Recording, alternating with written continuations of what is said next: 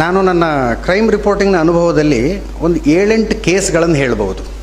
ನಾನು ಥ್ರೆಡ್ ಬೇರ್ ಇನ್ವೆಸ್ಟಿಗೇಷನ್ ಮಾಡಿದೆ ಅಂತ. ಅಂದರೆ ಒಬ್ಬ ಪೊಲೀಸು, CID, CBIನವ್ರು ಹೆಂಗೆ ಥ್ರೆಡ್ ಬೇರ್ ಇನ್ವೆಸ್ಟಿಗೇಷನ್ ಮಾಡ್ತಾರಲ್ಲ, ಹಾಗೆ ನಾನು ಥ್ರೆಡ್ ಬೇರ್ ಇನ್ವೆಸ್ಟಿಗೇಷನ್ ಅಂತ ಮಾಡಿದ್ದು ಒಂದು 7-8 ಕೇಸ್ಗಳಲ್ಲಿ. ಅದರ ಪೈಕಿ 6 ಮರ್ಡರ್ ಕೇಸ್ಗಳು.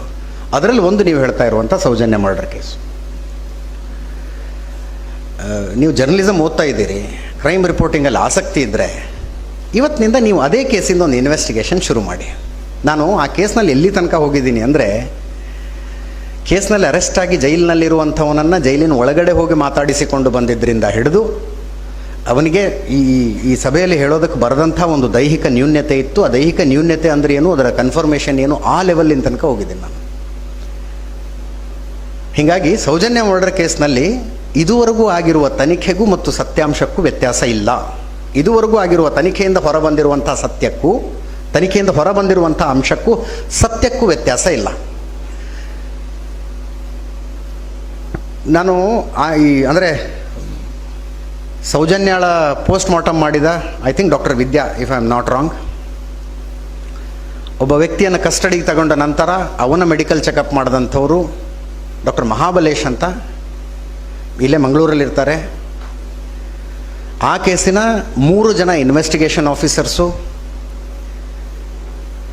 ಸೌಜನ್ಯಾಳ ಮನೆಯವರು, ಸೌಜನ್ಯಾಗ ನ್ಯಾಯ ಕೊಡಿಸ್ಬೇಕು ಅಂತ ಹೋರಾಡ್ತಾ ಇರುವಂಥವರು, ಅವರು ಯಾರ ಮೇಲೆ ಆರೋಪ ಮಾಡಿದ್ರಲ್ಲ ಆ ಆರೋಪಿತರ ಮನೆಗಳು. ಕೆಲವೊಂದು ಸಲ ನಾನು ಔಟ್ ಆಫ್ ದ ವೇ ಹೋಗ್ಬಿಡ್ತೀನಿ ಇನ್ವೆಸ್ಟಿಗೇಷನ್ ಟೈಮ್ನಲ್ಲಿ. ನಮ್ಮ ಏಷ್ಯಾನೆಟ್ ಸುವರ್ಣ ವಾಹಿನಿಯ ಅಜಿತ್ ಹನುಮಕ್ಕನವರು ಸೌಜನ್ಯ ಪ್ರಕರಣದಲ್ಲಿ ಥ್ರೆಡ್ ಬೇರ್ ಇನ್ವೆಸ್ಟಿಗೇಷನ್ ಮಾಡಿದ್ದೀನಿ ಅಂತ ಹೇಳಿದರು.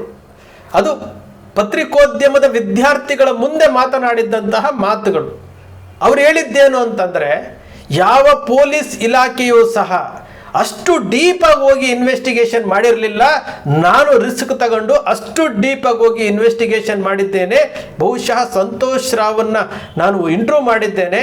ಯಾರಿಗೂ ಸಿಗದೇ ಇರುವಂತಹ ಸತ್ಯ ನನಗೆ ಸಿಕ್ಕಿದೆ ಅಂತೇಳಿ ಅವತ್ತು ಮಾತನಾಡಿದ್ದಂತಹ, ಉತ್ಸಾಹದಿಂದ ಮಾತನಾಡಿದ್ದಂತಹ ಅಜಿತ್ ಹನುಮಕ್ಕನವರು ಇವತ್ತು ಸುಪ್ರೀಂ ಕೋರ್ಟಲ್ಲಿ ಸೌಜನ್ಯ ಪ್ರಕರಣ ಇದೆ, ಇಶ್ಯೂ ಆಗಿದೆ, 15 ದಿವಸ ಮುಗಿತಾ ಇದೆ. ಸರ್ಕಾರ ಇವತ್ತು ಸುಪ್ರೀಂ ಕೋರ್ಟ್ಗೆ ಒಂದು ವರದಿ ಕೊಡಬೇಕು, ನೋಟಿಸನ್ನು ಇಶ್ಯೂ ಮಾಡಿದೆ. 16 ಜನ ವಕೀಲರು ಸುಪ್ರೀಂ ಕೋರ್ಟ್ನಲ್ಲಿ ಸೌಜನ್ಯ ಪರವಾಗಿ ವಾದ ಮಂಡಿಸ್ತಾ ಇದ್ದಾರೆ, ಸಂತೋಷ್ ರಾವ್ ಪರವಾಗಿ ವಾದ ಮಂಡಿಸ್ತಾ ಇದ್ದಾರೆ. ಸುಪ್ರೀಂ ಕೋರ್ಟ್ ಇವತ್ತು ಎಂಟ್ರಿ ಆಗಿದೆ. ಅವತ್ತು ಮಾತನಾಡಿದ್ದಂತಹ ಅಜಿತ್ ಹನುಮಕ್ಕನವರು ಥ್ರೆಡ್ ಬೇರ್ ಇನ್ವೆಸ್ಟಿಗೇಷನ್ ಮಾಡಿದ್ದೀನಿ ಅಂದ್ರಲ್ಲ, ಯಾಕೆ ಅದರ ಬಗ್ಗೆ ಮಾತಾಡ್ತಾ ಇಲ್ಲ ಅಜಿತ್ ಹನುಮಕ್ಕನವರು? ಅವರು ವಿಚಾರ ಪ್ರಸ್ತಾಪ ಮಾಡಿದ್ದಕ್ಕೆ ಇವತ್ತು ನಾವು ನೆನಪಿಸ್ತಾ ಇದ್ದೇವೆ. ಇದೇ ಚಿನ್ನಯ್ಯನ ವಿಚಾರ ಬಂದಾಗ ಇದೇ ಅಜಿತ್ ಹನುಮಕ್ಕನವರು ಏಷ್ಯಾನೆಟ್ ಸುವರ್ಣ ವಾಹಿನಿಯಲ್ಲಿ ಕೂತ್ಕೊಂಡು ಏನೆಲ್ಲ ವಿಚಾರ ಕಾರ್ಯಕ್ರಮಗಳನ್ನು ಮಾಡಿದ್ರು. ಇದೇ ಚಕ್ರವರ್ತಿ ಸೂಲಿಬೆಲೆ ಅವರನ್ನ ಕರ್ಕೊಂಡು ಬಂದು ಅಲ್ಲಿ ಕೂತ್ಕೊಂಡು ಮಾತನಾಡಿ ಥ್ರೆಡ್ ಬೇರ್ ಇನ್ವೆಸ್ಟಿಗೇಷನ್ ರಿಪೋರ್ಟನ್ನು ಅವತ್ತೂ ಸಲ್ಲಿಸಲಿಲ್ಲ. ಅವ್ರು ಹೇಳಿದ್ದೇನಪ್ಪ ಅಂತಂದರೆ, ಸೌಜನ್ಯ ಅವರ ತಾಯಿ ಕುಸುಮಾವತಿ ಅವರು ಸುಪ್ರೀಂ ಕೋರ್ಟ್ಗೆ ಹೋಗಬೇಕು, ಅವರು ಹೋದರೆ ಇದಾಗುತ್ತೆ, ಅದಕ್ಕೆ ಬೇಕಾದಂತಹ ಖರ್ಚು ವೆಚ್ಚಗಳನ್ನು ನಾವೇ ಸಂಗ್ರಹಿಸಿ ಕೊಡ್ತೇನೆ ಅನ್ನೋ ರೀತಿಯಲ್ಲಿ ಚಕ್ರವರ್ತಿ ಸೂಲಿಬೆಲೆ ಅವರು ಅವತ್ತು ಮಾತಾಡಿದರು. ಇವತ್ತ್ಯಾಕೆ ಮಾತಾಡ್ತಾ ಇಲ್ಲ? ಇದೇ ಚಕ್ರವರ್ತಿ ಸೂಲಿಬೆಲೆ ಅವರು ಹುಡುಕಾಟ ಅಂತೇಳಿ ಒಂದೇ ಒಂದು ವಿಡಿಯೋ ಮಾಡಿಸಿದ್ರಲ್ಲ, ವಸಂತ ಗಿಳಿಯಾರ್ ಇಟ್ಕೊಂಡು ಒಂದು ವಿಡಿಯೋ ಮಾಡಿದ್ರಲ್ಲ, ಚಿನ್ನಯ್ಯನ ವಿಚಾರ ಬಂದಾಗ ಡೈವರ್ಟ್ ಮಾಡೋದಕ್ಕೋಸ್ಕರವಾಗಿ ಮಾತಾಡಿದ್ರಲ್ಲ.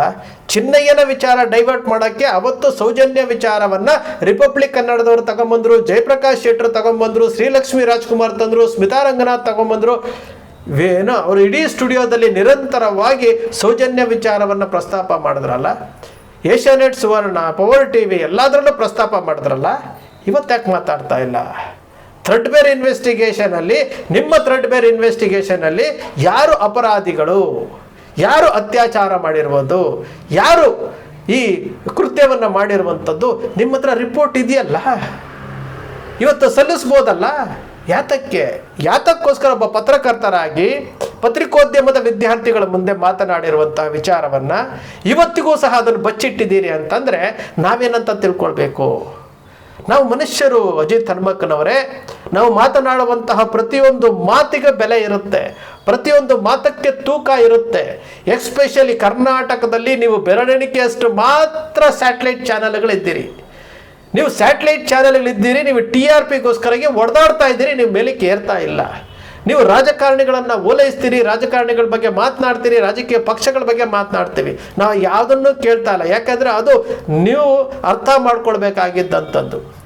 ಒಂದು ಸುವರ್ಣ ವಾಹಿನಿಯ ಸ್ಯಾಟಲೈಟ್ ಚಾನಲಲ್ಲಿ ಕುತ್ಕೊಂಡು ಸಂತೋಷ್ ಲಾಡ್ ಅವರು ನಿಮ್ಮ ತಪ್ಪು ಹೆಜ್ಜೆಗಳ ಬಗ್ಗೆ ಮಾತನಾಡ್ತಾರೆ ಅಂತಂದಾಗ ನೀವು ಅರ್ಥ ಮಾಡ್ಕೊಳ್ಬೇಕಾಗಿತ್ತು. ಒಬ್ಬ ರಾಜಕಾರಣಿ ನಮ್ಮ ಬಗ್ಗೆ ಹೇಳ್ತಾ ಇದ್ದಾನೆ, ನಾನು ತಪ್ಪು ತಿದ್ದುಕೊಳ್ಬೇಕು, ಈ ಪತ್ರಿಕೋದ್ಯಮ ನನಗೆಲ್ಲವನ್ನು ಕೊಟ್ಟಿದೆ, ಆ ಪತ್ರಿಕೋದ್ಯಮಕ್ಕೆ ನಾನು ನ್ಯಾಯ ಒದಗಿಸ್ಬೇಕು ಅಂತೇಳಿ ಅವತ್ತು ನೀವು ಡಿಸೈಡ್ ಮಾಡ್ಬೋದಾಗಿತ್ತು. ಇದು 5 ವರ್ಷದ ಹಳೆಯ ಕತೆ. ಇವತ್ತು ಪತ್ರಿಕೋದ್ಯಮದ ಸ್ಟೂಡೆಂಟ್ಗಳ ಮುಂದೆ ಮಾತನಾಡಿದಂತಹ ನೀವು, ನಾನು ಅವತ್ತು ಮಾತಾಡಿದ್ದೇನೆ, ಥ್ರೆಡ್ಬೇರ್ ಇನ್ವೆಸ್ಟಿಗೇಷನ್ ಮಾಡಿದ್ದೇನೆ, ಆ ಇನ್ವೆಸ್ಟಿಗೇಷನ್ ರಿಪೋರ್ಟನ್ನು ನಾನು ಇವತ್ತಿಗೂ ಸಲ್ಲಿಸಿಲ್ಲ. ನಾನು ಸಂತೋಷ್ ರಾವ್ ಈಗಾಗಲೇ ಖುಲಾಸೆ ಆಗಿದ್ದಾನೆ. ಸಂತೋಷ್ ರಾವ್ ಖುಲಾಸೆ ಆಗಿ ಇವತ್ತು ಹೈಕೋರ್ಟ್ಗೆ ಹೋಗಿದೆ. ಹೈಕೋರ್ಟಿಂದ ಸಂತೋಷ್ ರಾವ್ ಪರವಾಗಿ ಬಂದಿದೆ. ಈಗ ಸುಪ್ರೀಂ ಕೋರ್ಟ್ಗೆ ಹೋಗಿದ್ದಾರೆ. ಸಂತೋಷ್ ರಾವ್ ಹೋಗಿದ್ದಾರೆ, ಕುಸುಮಾವತಿ ಹೋಗಿದ್ದಾರೆ, ಬಾಲನ್ ಅವರೆಲ್ಲ ಇದ್ದಾರೆ. ಇಲ್ಲಿ ಸುಪ್ರೀಂ ಕೋರ್ಟ್ ವಕೀಲರು, ಹೈಕೋರ್ಟ್ ವಕೀಲರುಗಳೆಲ್ಲ ಕುತ್ಕೊಂಡು ಚರ್ಚೆ ಮಾಡ್ತಾ ಇದ್ದಾರೆ. ನಾನು ಇದರ ಬಗ್ಗೆ ಮಾತನಾಡ್ತಾ ಇಲ್ಲ ಅಂತಂದರೆ ನಿಮಗೆ ನೀವೇ ಮಾಡಿಕೊಳ್ಳುತ್ತಿರುವಂಥ ಆತ್ಮ ವಂಚನೆ ಅಲ್ವಾ? ಇಲ್ಲಿ ಯಾರು ಬೇರೆಯವರು ಸೃಷ್ಟಿ ಮಾಡಿ ಮಾತನಾಡ್ತಾ ಇಲ್ಲ. ಇಲ್ಲಿ ಗಿರೀಶ್ ಮಟ್ಟಣ್ಣನವ್ರು ಮಾತಾಡ್ಬಿಟ್ರು, ಮಹೇಶ್ ಶೆಟ್ಟಿ ತಿಮ್ರೋಡಿ ಮಾತಾಡ್ಬಿಟ್ರು, ಜಯಂತ್ ಮಾತಾಡ್ಬಿಟ್ರು, ಕುಡ್ಲಾರ್ ರಂಪೇಜ್ ಅಜಯ್ ಮಾತಾಡ್ಬಿಟ್ರು, ರಾಜು ಮಾತಾಡ್ಬಿಟ್ರು, ಪ್ರಸನ್ನ ರವಿ ಅವ್ರು ಮಾತಾಡ್ಬಿಟ್ರು ಅಂತೇಳಿ ಟಾರ್ಗೆಟ್ ಮಾಡ್ತೀರಲ್ಲ. ಸತ್ಯ ಹೊರಗಡೆ ಬರೋದಕ್ಕೆ ತಾನೇ ನಾವು ಮಾತನಾಡ್ತಾ ಇರುವಂಥದ್ದು. ನೀವು ಮಾತನಾಡಿರುವಂತಹ ಮಾತುಗಳೇ ಇವು. ನೀವು ಅವತ್ತು ಹೇಳಿರುವಂತಹ ಮಾತುಗಳನ್ನೇ ಇಟ್ಕೊಂಡು ಇವತ್ತು ನಿಮಗೆ ನೆನಪಿಸ್ತಾ ಇರುವಂಥದ್ದು. ನಿಮ್ಮ ಪ್ರಕಾರ ಯಾರು ಅಪರಾಧಿಗಳಾಗಿದ್ರೋ ಅವರು ಮುಖವಾಡ ಬಯಲು ಆಗಬೇಕಲ್ಲ, ಅಥವಾ ಸುಪ್ರೀಂ ಕೋರ್ಟ್ಗೆ ನಿಮ್ಮಲ್ಲಿರುವಂತಹ ಮಾಹಿತಿಗಳನ್ನು ತೆಗೆದುಕೊಂಡು ಕೊಡಬೇಕಲ್ಲ. ಸುಪ್ರೀಂ ಕೋರ್ಟ್ ಆದಮೇಲೆ ಬೇರೆಲ್ಲೂ ನಮಗೆ ಅವಕಾಶ ಇಲ್ಲ ಸ್ವಾಮಿ, ಇಂಟರ್ನ್ಯಾಷನಲ್ಗಂತೂ ಹೋಗಲಿಕ್ಕೆ ಆಗೋದಿಲ್ಲ. ಇದು ಕೊನೆಯ ಸ್ಟೇಜ್. ಇಲ್ಲಿ ಇವತ್ತು ಸರ್ಕಾರಕ್ಕೆ ನೋಟಿಸ್ ಇಶ್ಯೂ ಮಾಡೋದಕ್ಕೆ ಸುಪ್ರೀಂ ಕೋರ್ಟ್ ಆದೇಶ ಮಾಡಿದ್ರೂ ಸಹ ಅದರ ಬಗ್ಗೆ ಒಂದೇ ಒಂದು ಬಿಟ್ಟು ಪ್ರಸಾರ ಮಾಡೋದಿಲ್ಲ. ಹಾಗಾದರೆ ನೀವು ಪತ್ರಿಕೋದ್ಯಮವನ್ನು ಯಾವ ರೀತಿ ಬಳಸ್ಕೊಳ್ತಾ ಇದ್ದೀರಿ? ಸತ್ಯದ ಪರವಾಗಿರಬೇಕಾಗಿತ್ತು, ಧ್ವನಿ ಎತ್ತಬೇಕಾಗಿತ್ತು. ನೀವೇನು ಮಾಡ್ತಾ ಇದ್ದೀರಿ? ನಿಮಗೆ ನೀವೇ ಪ್ರಶ್ನೆ ಮಾಡ್ಕೊಳ್ಳಿ. ನೀವು ಸ್ಯಾಟಲೈಟ್ ಚಾನಲಲ್ಲಿ ನಾವು ಪತ್ರಕರ್ತರು ಯಾವ ರೀತಿ ಆಗೋಗಿದೆ? ಸೀಸನ್ ಪಾಲಿಟಿಕ್ಸ್ ಆಗೋಗಿದೆ. ಈ ಮಾಧ್ಯಮಗಳಲ್ಲಿ ಸೀಸನ್ ಪಾಲಿಟಿಕ್ಸ್ ಆಗಿದೆ. 10 ವರ್ಷಗಳ ಹಿಂದೆ 10 ವರ್ಷ 15 ವರ್ಷಗಳ ಹಿಂದೆ ಇರಬೇಕು, 2011 ಇರಬೇಕು. ಅಜಿತ್ ಹನುಮಕ್ಕನವರು ಪತ್ರಕರ್ತರಿಗೂ ರಾಜಕಾರಣಿಗಳಿಗೂ ಮಾಧ್ಯಮಗಳಿಗೂ ಯಾವುದೇ ವ್ಯತ್ಯಾಸ ಕಾಣ್ತಾ ಇಲ್ಲ ಅಂತೇಳಿ ಒಂದು ಬ್ಲಾಗಲ್ಲಿ ಒಂದು ಮಾಹಿತಿ ಒಂದು ವರದಿ ಪ್ರಕಟ ಮಾಡ್ತಾರೆ, ಒಂದು ಅಂಕಣದಲ್ಲಿ ಪ್ರಕಟ ಮಾಡ್ತಾರೆ. ಇವರಿಬ್ಬರಿಗೂ ಸಹ ಯಾವುದೇ ಇದಂತಹ ವ್ಯತ್ಯಾಸ ಇಲ್ಲ ಅಂತ ಹೇಳ್ತಾರೆ. ಇವತ್ತಿಗೂ ಸಹ ನಾವು ಅದನ್ನ ಇಟ್ಕೊಂಡಿದ್ದೀವಿ, ನಾವು ಅದನ್ನೇ ಹೇಳ್ತಾ ಇದ್ದೀವಿ. ಅವತ್ತಿದ್ದಂತಹ ಅಜಿತ್ ಹನುಮಕ್ಕನವರು ಅವತ್ತು ನಿತ್ಯಾನಂದನ ಆಶ್ರಮಕ್ಕೆ ಹೋಗಿ ಅಲ್ಲಿ ಅವರು ವರದಿ ಮಾಡಿರುವಂತಹ ಅಜಿತ್ ಹನುಮಕ್ಕನವರ ಶಕ್ತಿ, ಆ ಧ್ವನಿ ಇವತ್ತೇ ಹಾಕಿಲ್ಲ. ಯಾವುದೋ ಒಂದು ಮಂಡ್ಯದಲ್ಲೋ ಮದ್ದೂರಿನಲ್ಲೋ ಒಬ್ಬ ರಘು ಎಂಬ ಯುವಕನ ಕಣ್ಣನ್ನು ಕಿತ್ತದಾಗ ಅದು ಪ್ರತಿಭಟಿಸಿದಂಥ ಅಜಿತ್ ಹನುಮಕ್ಕನವರು ಇವತ್ತೇ ಹಾಕಿಲ್ಲ. ಯಾತಕ್ಕೋಸ್ಕರವಾಗಿ ಈ ರೀತಿಯಾಗಿ ಬದಲಾವಣೆ ಆಗ್ತಾ ಇದ್ದಾರೆ? ಧ್ವನಿ ಆಗಬೇಕಾಗಿದ್ದಂತಹ ಅಜಿತ್ ಹನುಮಕ್ಕನವರು ಇವತ್ತು ಯಾಕೆ ಸೈಲೆಂಟ್ ಆಗಿದ್ದಾರೆ? ಥ್ರೆಡ್ಬೇರ್ ಇನ್ವೆಸ್ಟಿಗೇಷನ್ ರಿಪೋರ್ಟ್ ಯಾತಕ್ಕೆ ಹೊರಗಡೆ ತರ್ತಾ ಇಲ್ಲ? ಯಾತಕ್ಕೆ ಸುಪ್ರೀಂ ಕೋರ್ಟ್ನಲ್ಲಿ ನಡೀತಾ ಇರುವಂತಹ ವಿಚಾರಗಳನ್ನು ಯಾಕೆ ನಿಮ್ಮ ಚಾನಲಲ್ಲಿ ಪ್ರಸಾರ ಮಾಡ್ತಾ ಇಲ್ಲ? ಯಾರನ್ನ ರಕ್ಷಣೆ ಮಾಡೋದಕ್ಕೆ? ನಾವು ಅದನ್ನೇ ಕೇಳ್ತಾ ಇರುವಂಥದ್ದು. ನೀವು ಎಲ್ಲರನ್ನ ನಾನು ಪ್ರಶ್ನೆ ಮಾಡ್ತಾ ಇದ್ದೀನಿ, ನಾನು ಹೋಗ್ತಾ ಇರುವುದು ದಾರಿ ಸರಿ ಅಂತ ನೀವು ತಿಳ್ಕೊಂಡಿದ್ರೆ, ಆದರೆ ನೀವು ಮಾಡ್ತಾ ಇರುವಂತಹ ತಪ್ಪುಗಳನ್ನು ನಾವು ನಿಮಗೆ ಎತ್ತಿ ತೋರಿಸುವಂತಹ ಕೆಲಸ ಈ ಪ್ರಜಾಪ್ರಭುತ್ವ ಸಂವಿಧಾನ ಕೊಟ್ಟಿರುವಂತಹ ಈ ಹಕ್ಕಿನ ಮೂಲಕ ನಿಮ್ಮನ್ನು ಪ್ರಶ್ನೆ ಮಾಡ್ತಾ ಇದ್ದೀವಿ. ಅಜಿತ್ ಹನುಮಕ್ಕನವರೇ, ಇಲ್ಲಿ ಯಾರೂ ಪ್ರಶ್ನೆ ಮಾಡಬಾರ್ದು ಅನ್ನೋದಾದರೆ ಈ ವಾಕ್ ಸ್ವಾತಂತ್ರ್ಯಕ್ಕೆ ಯಾವ ಗೌರವ ಕೊಟ್ಟಂಗಾಯ್ತು? ನಾವು ವಿಚಾರ ಮಾಡಬೇಕಲ್ಲ. ನಾವು ಎಲ್ಲಿಯವರೆಗೂ ನಾವೇನು ನಮ್ಮ ಸ್ವಂತಕ್ಕೇನಾದರೂ ಕೇಳ್ತಾ ಇದ್ದಾರಾ? ಅಜಿತ್ ಹನುಮಕ್ಕನವರು ಥ್ರೆಡ್ಬೇರ್ ಇನ್ವೆಸ್ಟಿಗೇಷನ್ ಮಾಡಿದ್ದಾರೆ ಅಂತ ತಾನೇ ಕೇಳ್ತಾ ಇರುವಂಥದ್ದು. ಗಿರೀಶ್ ಮಟ್ಟಣ್ಣನವರಾಗಲಿ, ಮಹೇಶ್ ಶೆಟ್ಟಿ ತಿಮ್ರೋಡಿ ಅವರಾಗಲಿ, ಅವರು ಪ್ರಸನ್ನ ರವಿಯವರಾಗಲಿ, ಜಯಂತ್ ಅವರಾಗಲಿ, ಕುಡ್ಲಾರಾಮ್ ಇವರು ಯಾರಾದರೂ ವೈಯಕ್ತಿಕವಾಗಿ ಏನಾದರೂ ಇದು ಮಾಡ್ತಾ ಇದ್ದಾರಾ? ಎಲ್ಲ ಕೇಳ್ತಾ ಇರುವುದು ಸತ್ಯ, ನ್ಯಾಯ, ನೀತಿಗೆ, ಧರ್ಮಕ್ಕೆ ಜಯ ಆಗಲಿ, ಸತ್ಯಕ್ಕೆ ಜಯ ಆಗಲಿ ಅಂತ ತಾನೇ ಕೇಳ್ತಾ ಇರುವುದು.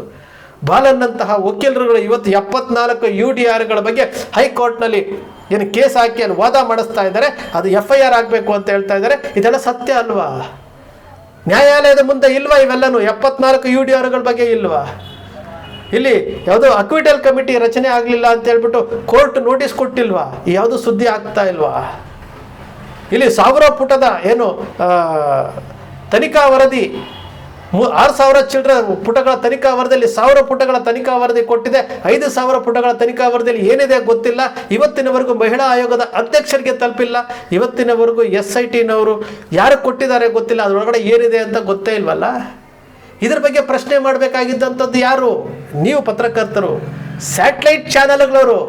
ನೀವು ಪ್ರಶ್ನೆನೇ ಮಾಡೋದಿಲ್ಲ. ನೀವು ಯಾವ್ಯಾವ ಸುದ್ದಿನ ಯಾವ ರೀತಿ ಮಾಡ್ತಾ ಇದ್ದೀರಿ? ಸತ್ಯಕ್ಕಾಗಿ ಹೋರಾಟ ಮಾಡುವಂಥವರ ಪರವಾಗಿ ದನಿ ಎತ್ತದ ಇರುವಂಥವ್ರು. ಇಲ್ಲಿ ಯಾರೋ ಧರ್ಮಯುದ್ಧ ಮಾಡ್ತಾರೆ, ಸಂರಕ್ಷಣಾ ಸಭೆ ಮಾಡ್ತಾರೆ, ಮತ್ತಾರೋ ಕಾರ್ ರ್ಯಾಲಿ ಮಾಡ್ತಾರೆ ಅಂದ ತಕ್ಷಣ ಲೋಗೋಗಳನ್ನು ಹಿಡ್ಕೊಂಡು ಹೋಗಿ ಅವ್ರ ಜೊತೆ ಹೋಗಿ ಕುತ್ಕೊಂಡು ಮಾತಾಡ್ತೀರಿ, ಅವರಿಗೆ ಹೋಗಿ ಸಂದರ್ಶನಗಳನ್ನು ತೆಗೆದುಕೊಳ್ತೀರಿ, ಅಲ್ಲಿ ಅವರಿಗೆ ಪ್ರಚಾರ ಕೊಡ್ತೀರಿ. ಅದರ ಸತ್ಯದ ಪರವಾಗಿ ಮಾತನಾಡ್ತಾ ಇರುವಂಥವರ ಪರವಾಗಿ ಯಾವತ್ತಾದರೂ ಸುದ್ದಿ ಮಾಡಿದ್ದೀರಾ? ನಾವು ನಿಮ್ಮನ್ನು ಪ್ರಶ್ನೆ ಮಾಡ್ತಾ ಇದ್ದೀವಿ ಅಜಿತ್ ಹನುಮಕ್ಕನವರೇ. ಯಾಕಂದರೆ ನೀವು ಅಂದು ಅಜಿತ್ ಹನುಮಕ್ಕನವರು ಒಬ್ಬ ಯುವ ಪತ್ರಕರ್ತನಾಗಿ ಎಷ್ಟು ಪವರ್ಫುಲ್ ಆಗಿದ್ದರೋ, ಇವತ್ತು ಆ ಅಜಿತ್ ಹನುಮಕ್ಕನವರನ್ನು ನಾವು ನೋಡ್ತಾ ಇಲ್ಲ.